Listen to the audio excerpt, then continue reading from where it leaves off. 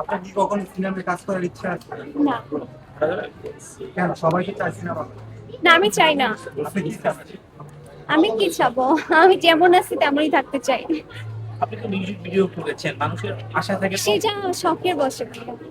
শখ ছিল হয়তো। হ্যাঁ। মিউজিক ভিডিওতে কত টাকা খরচ করেছিলেন? মিউজিক ভিডিওতে এটা তো বিগ বাজেটের ছিল, এটা প্রায় 16-17 লাখ টাকা খরচ হয়েছে। আর্নিং কেমন হয়েছে? আর্নিং সেটা তো প্রডিউসার বলতে পারবে, আমি তো জানি না।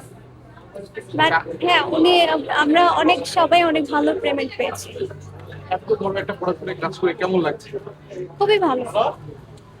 আপনি বাংলাদেশের টিকটকের একটি অন্যতম সবচেয়ে ফলোয়ার বেশি, জিনিসটা কেমন লাগে?